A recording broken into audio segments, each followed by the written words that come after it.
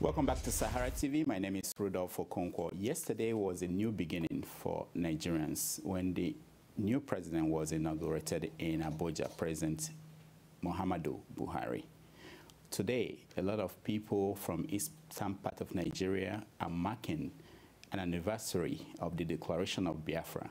On May 30th, 1967, the eastern part of the country seceded to form a republic of Biafra. Across the world, in Washington, in London, in Spain, in Aba, in several parts of the world, there were several activities marking that occasion. Joining us to discuss this is the leader of a Biafran Group here in the United States, Mr. Clifford Iroanya. Mr. Clifford Iroanya, welcome to SaharaTV. Thank you for having me. Okay, from California, we have Dr. Oguchi Nwocha. Dr. Nkwocha, welcome to SaharaTV. Thank you, Rudolf, and thank you for having me. Okay, and in the studio with me still is Dr. Emmanauel Anyasi. Emmanauel, welcome back to SaharaTV. Thank you very much, Rudolf, for having me. Okay, Mr. Iroanya, let me start with you. In D.C., you had events today to mark the anniversary. What happened in D.C.? Can you explain to us? And what group are you leading in D.C.? Thank you, Rudolf, and also thank listeners for having the time to listen to us. Actually, what happened today dated back to January 1966, when a group of Nigerian soldiers overthrew a democratically elected government, and in the process, it was erroneously termed an Igbo coup. And in the process, there was a reprisal on the Igbo-speaking people of the then eastern region. And the killings continued, and people were massacred in their hundreds and thousands, and it got to the point that there was really no safety for the Igbo-speaking people. Pardon me, please, I am still at the venue, so you may be hearing some kind of noise at the background for ambulance and all that, so you have to please pardon me. Okay, go ahead. Okay, so, and it culminated to the point where the Biafran region had a meeting, and then they decided that the best way is to defend themselves and, you know, seek for a way to have their own nation, which they called the Republic of Biafra. And I want to put it on record that that name Biafra was given by Chief Frank Opigo, the former principal of Okrika Grammar School. He's an Ijo man. So Biafra is not an Igbo thing. Okay. So and this was declared, and they met on the 27th actually. Then on the 30th, the Ojukwu formally declared the Republic of Biafra, the nation of Biafra. And so we are using the 30th of May to remember the millions of over 5 million people that were extrajudicially killed by Nigeria, backed up by Great Britain, former Soviet Union, Egypt, and the entire Arab world. There are over 5 million people were killed, some by military means, and some were starved, a decision that was orchestrated by the late Chief Awolowo. So on the 30th of May is regarded as the day of remembrance of the Biafran heroes and heroines who were killed in that war of genocide against the people of Biafra by the government of Nigeria, backed by Britain. Okay. And so that is what we did. That's what we did today to remember the Biafran heroes. Thank you. Thank you so much. Dr. Nkwocha, let me come to you. In the context of Nigeria, what happened yesterday, how do you put this Biafran agitation within that context? What I mean is, yesterday when we had the inauguration of a new president from the opposition party, how do you put this agitation for Biafra within that context of what happened, or it's not connected? Well, first, thank you for having me. What I can tell you is that it's not just a mere agitation. Biafra is going to come to be. And the May 30 is not just a remembrance of the people that we lost. It is actually the celebration of the independence of Biafra. Time and the future will tell, and mark my words, Biafra will come to stay.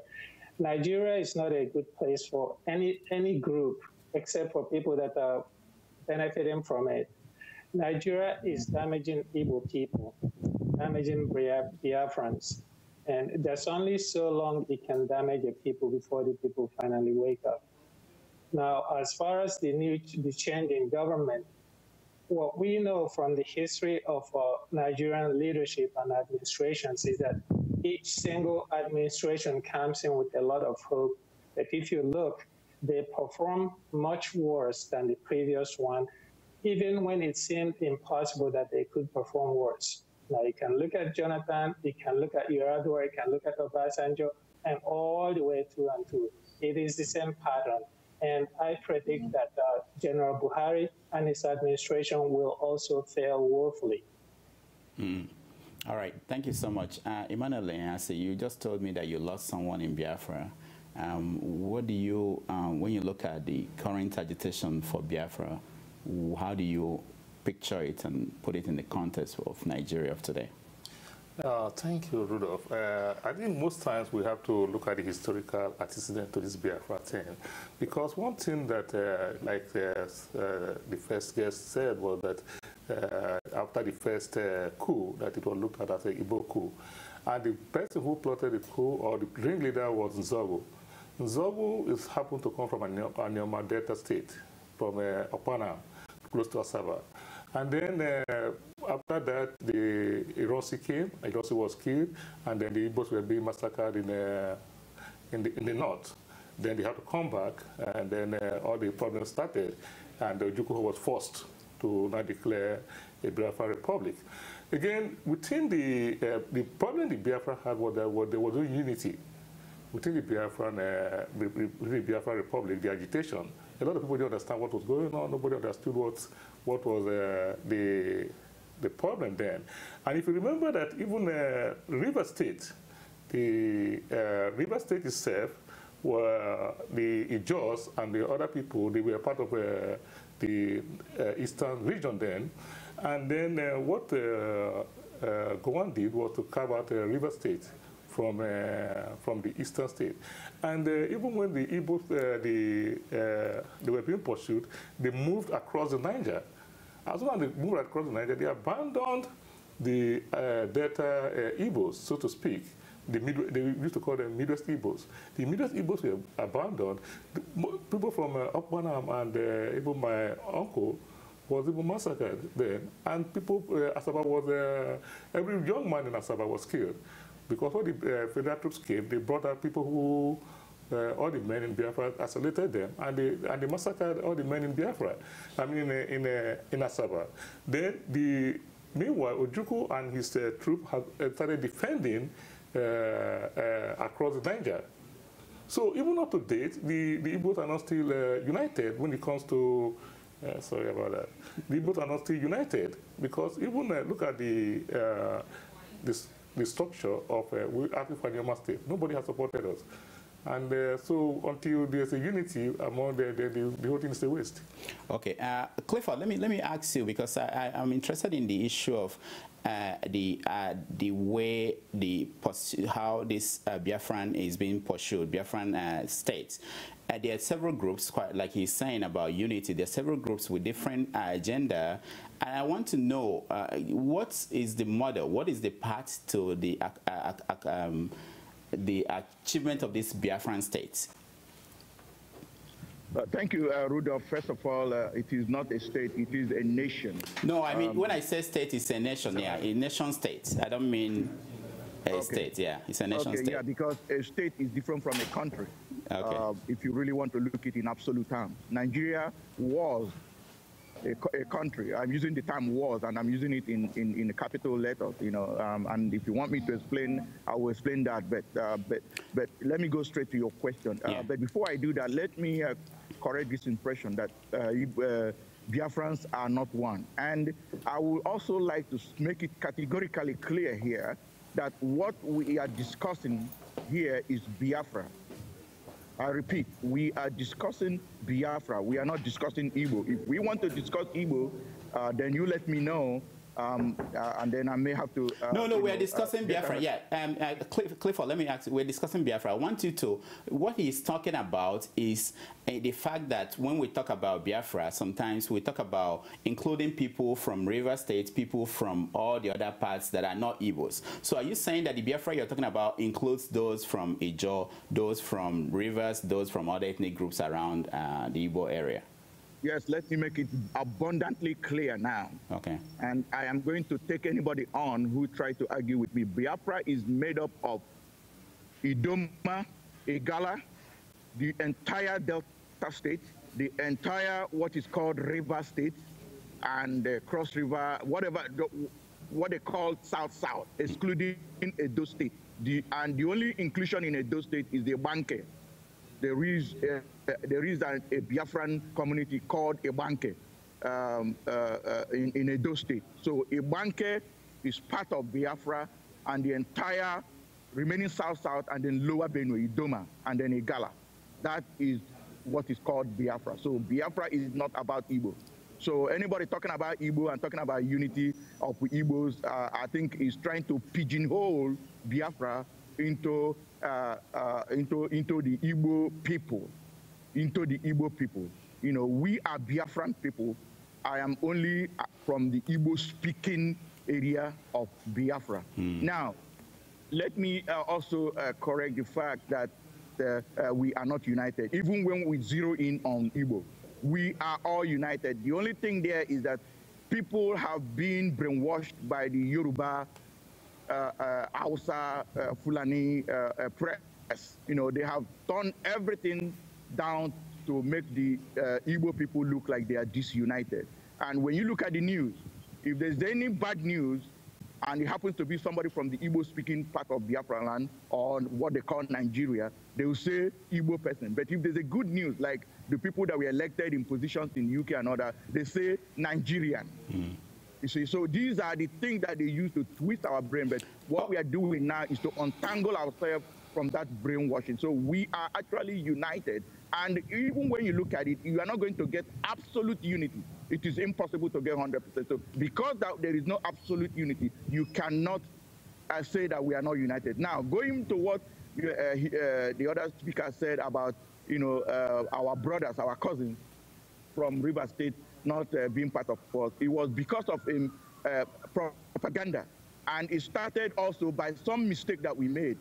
If you remember, Zikiwe was chased out of the Western House, and he came back to Biafra, and then he chased out Professor Eyoita, you know, which is really bad. And so there is a video in YouTube, you can go and check it out, by the late Adekule, Benjamin Adekule. He told them that when they landed in Port Harcourt, they told him, how can you join these people? Didn't you see what Zik did to Eyoita? And they used that to, you know, actually sow the seed of hatred and discord among our cousins. And then look at it, the number 2 man, actually the last president of Biafra, was not an Igbo man. Okay, and so okay, Clifford. I want to put that straight. Okay, Clifford, thank you so much. Let me come to you, Dr. Nkwocha. Clifford was talking about Biafra being wider than the Igbo area and mentioning different groups, ethnic groups like Idoma, and being part of Biafra. I want to know, are there indications, that these people are willing to join, or that they are part of the Biafran movement that is the current movement? Yeah, the short, quick answer is yes. Now, and we go historically and geographically. Back in the 1400s, when the Portuguese named the area Bight of Biafra, and the maps were there 500 years before Nigeria was formed, that area has always been Biafra. That region, the Bight of Biafra, subtends a whole group of people that includes all the people that Brother Clifford Iroanya has mentioned. We are people that share a lot in common, even though we speak several languages. Because of this structure, one group seems to be dominant by population, and that is the Igbo. And usually, most times that may cause a problem depending upon who is stoking the problem. But other than that, we are Biafrans, and Igbo is just only one part of it. And so I agree with that statement. Nigeria has used divisive tactics to try to make us, split us, and then the issue comes up where the Igbo or the Biafrans are not united. That's why we're having problems. I don't think that unity, the way it's looked at, has never been a basis for doing something that's that you need, something that's required for your continued existence. We talk about it a lot when we're lazy to do other things. We use that as an excuse not to do the things that we really, really need to do. Oh yeah, it would be great if we had unity, but we don't have it. Even within any single individual, you hear so many impulses and so many voices within you and within your head. There are so many options. At the end of the day, you have to take one. That doesn't make you, that doesn't paralyze you.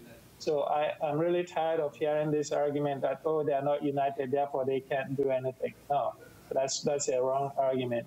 The point is that we are one people, bound by geography, bound by history, bound by blood, because we intermarry and all that. So, and Nigeria treats us bad. It treats us the same when it comes right down to it.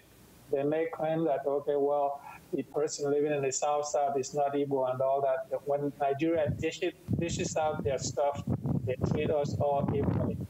All right, thank you so much. Emmanauel Anyasi, I want you to address this. I will also ask them about the elites in the Southeast and the South-South. They are part of the Nigerian experience. They are all benefiting from Nigeria. They are not coming out, at least openly, to say they are supporting the Biafran movement. Why is that? Why is it that those who are agitating for Biafra seem to not have that kind of backing? The first thing is that the geographical entity called Biafra, most of us still find it difficult to understand what's the limitations, the boundaries. And because within the geographical entity, whether we like it or not, we have the Ogoni people agitating, we have the Niger Delta people agitating, we have the Jaw people agitating. So there's a lot of agitation going on. And if you want to achieve your aim, there must be a program. You must have a direction, an agenda. How do you want to achieve this? Have you educated the people enough? I know that, okay, what you're doing is try to educate our poor people and educate them through media. But again, what goal? How do you achieve these goals? Are you going to go through referendum? Are you going to go? There must be some ways of achieving these things. That's a good point. I asked that question to Clifford, and he didn't get to answer that. But let me come back to you, Clifford. In terms of the elites in the Southeast and South-South, the elites, they don't appear to be supporting or backing openly. Let me say openly, because maybe behind the scene they are supporting the Biafran agitation for the nation, restoration of Biafra. Why do you think that the movement can go far without the elite and a lot of people from the masses? I know that what happened in Aba today, that a lot of people came out in support of this. What do you think is the situation with the elite? Well, before I answer that question, let me just say this. I want to re-emphasize that a lot of damage has been done, on the Biafran people. Today, Rudolf, unfortunately, we are using the terminology South-South. I have searched, and I know how to search. I have searched the geographical lexicon. There is no cardinal point called South-South. Nothing like that. And I have also checked. I have not seen in the Nigerian map a place called West-West, or a place called North-North, or East-East. But they went ahead and called one place South-South. They started with Midwest, and then it became Bendel, and then it became Niger Delta, and now South-South. What is Niger Delta? Is that a name? So you see that the whole thing is flawed fundamentally. So saying South-South and South, that is to me is just a manufactured name meant to divide the Biafrans. Now, coming down to your point about elite involvement, I wouldn't know what you are using as your parameter to say that you don't have elite involvement. But one thing is very clear.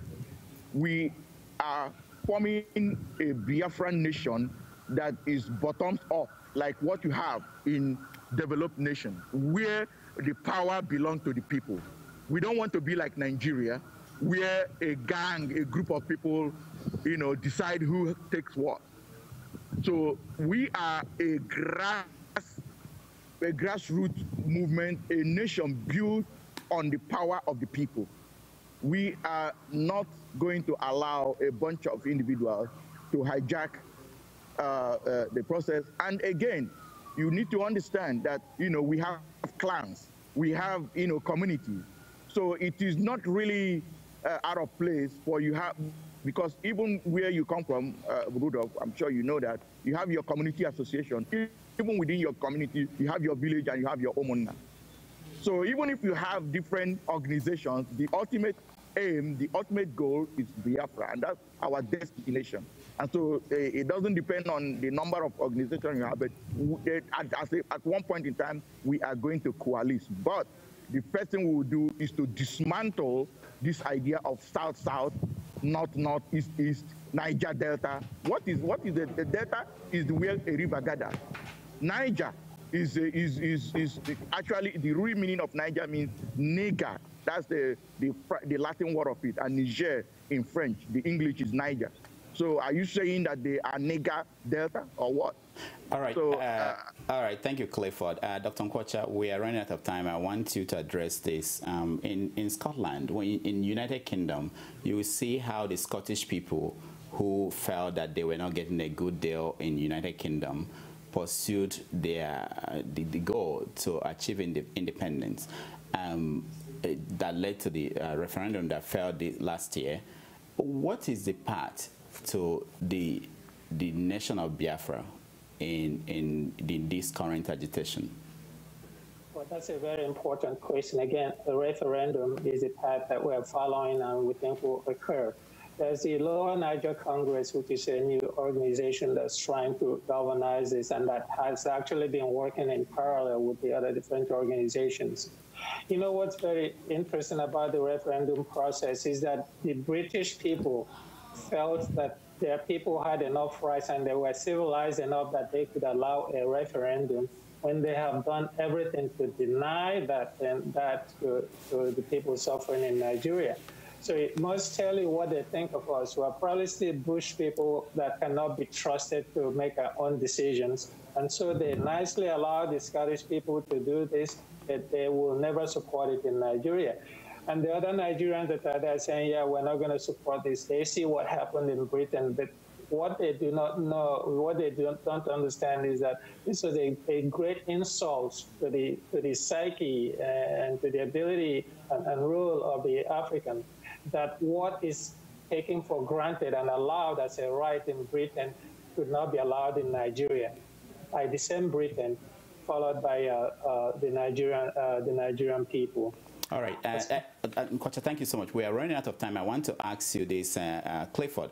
Yesterday, Buhari said that Nigeria has a window of opportunity to fulfill our long-standing potential of pulling ourselves together and realizing our mission as a great nation. Do you think that there is no opportunity or that the window has closed? Why? What do you think about a statement like that from Buhari?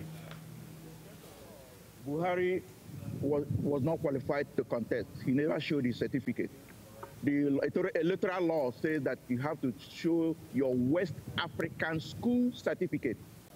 It didn't say statement of result. So, fundamentally, he is disqualified.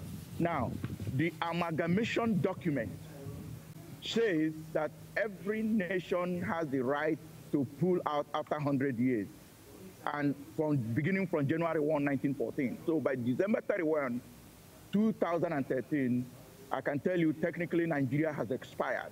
So there is no such thing as pulling Nigeria together. And number two, and very importantly, Nigeria is a member of Organization of Islamic Countries. And in the Constitution of Nigeria, Sharia was mentioned 73 times, Islam 28 times, Grand Qadi 54 times, and Muslim 10 times.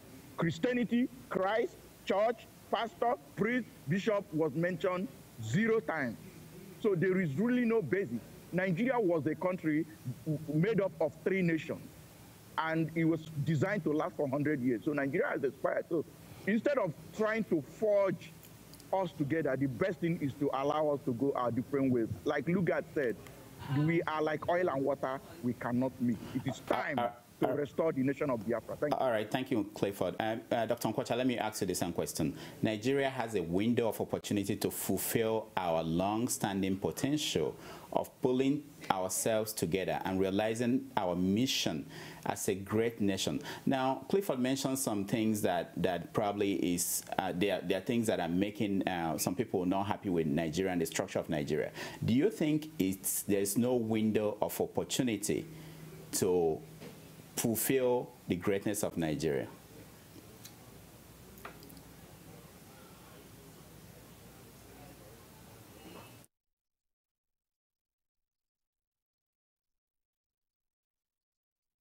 Right now, you can see that the people that he's working with, they're still talking about their own different areas. They're still talking about pepper in Biafra. They're still talking.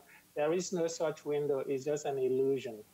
The best thing is to gather the people and have the arrange for terms to have a peaceful relationship if the other party wants it.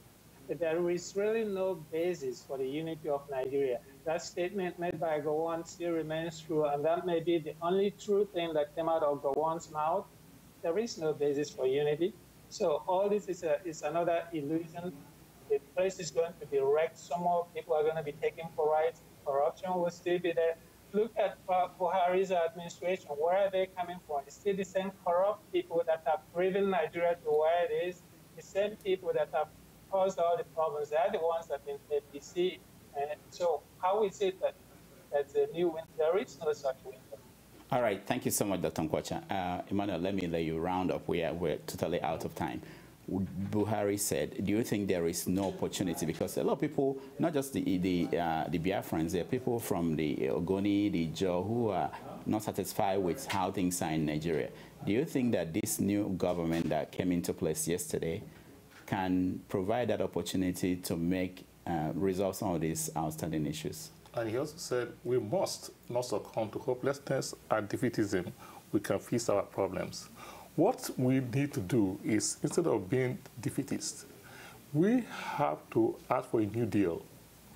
If we ask for a new deal, we have to come down and say, this is our demand, this is what we need to make sure that we also benefit from this nation, from this country called Nigeria.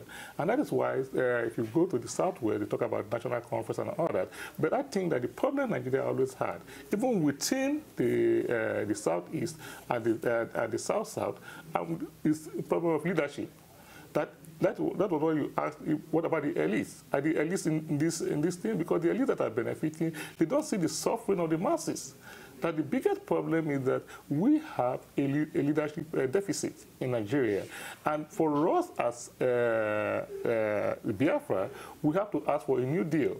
And if we come down to ask for a new deal, how can we be a part of this country? What is the guarantee of of the generations, our children? What is the deal? So this is what we must ask for, instead of taking the other part. We, as an individual, we will go down, if we go to Abuja, at the National Assembly, you can table these things down and say, what is the deal? Not only the Biafran Republic nation, we have the OPC, we have the other people agitating. But what we need to do is that we have to sit down and say, how do we make this nation great? And how do we unite ourselves? Okay, Dr. Nkwocha, thank you so much for joining us. Thank you for having me. And Clifford, thank you so much for joining us.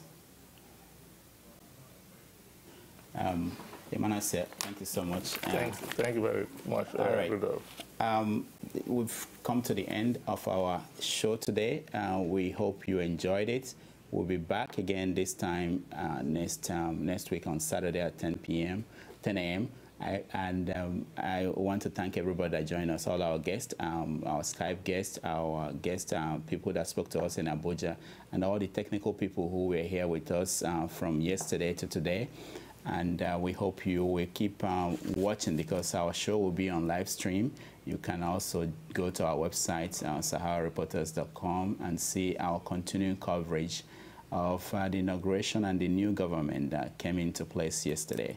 On behalf of everybody here, I say thank you and see you next week.